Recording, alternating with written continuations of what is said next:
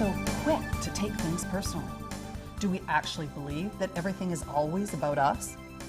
In fact, research suggests that we overestimate how much we may be singled out and judged by others.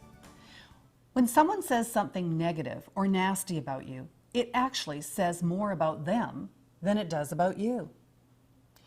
Right now, you can make a decision to no longer emotionally react to other people's issues. It takes practice and patience to stop taking things personally. But once you accomplish it, your life will be completely transformed. Over the years, I've learned some great techniques to let go of taking things personally, so I rarely have the internal struggle. Here are my tips. Number 1, give the benefit of the doubt to the other person. Avoid jumping to conclusions. And remember to listen to their entire story. Then ask questions to clarify their viewpoint. Number 2, make the decision to base your self-worth on more than what others say or think about you. You don't need anybody's approval. Eleanor Roosevelt said, "No one can make you feel inferior without your permission, so don't give them your permission." Number 3, refocus your attention. Instead of taking someone else's comments personally, take a moment or two and think about the bigger picture. What do the people who know you best think of you? Doesn't their opinion matter more than this person?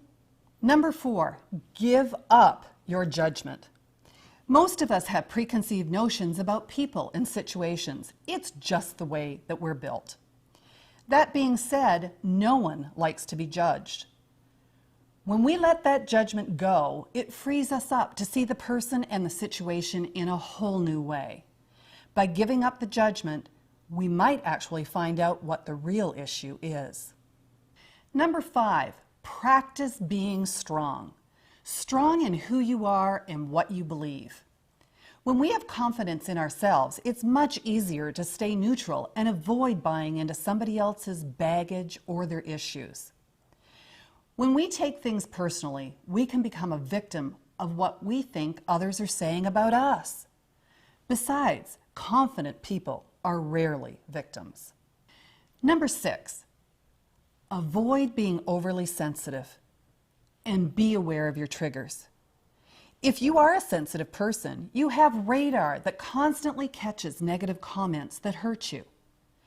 When we take something personally, it's often related to rejection in some way. Something has happened in the past that triggers the emotional center of our brain.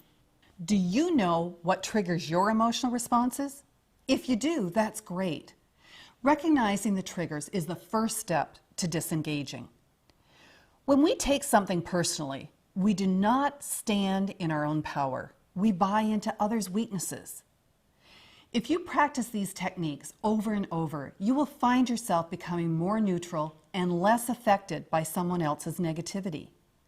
As you develop these techniques, you will stand in your own power and confidence. One of my favorite quotes is from Don Miguel Ruiz. "Don't take anything personally. Nothing others do is because of you. What others say and do is a projection of their own reality, their own dream.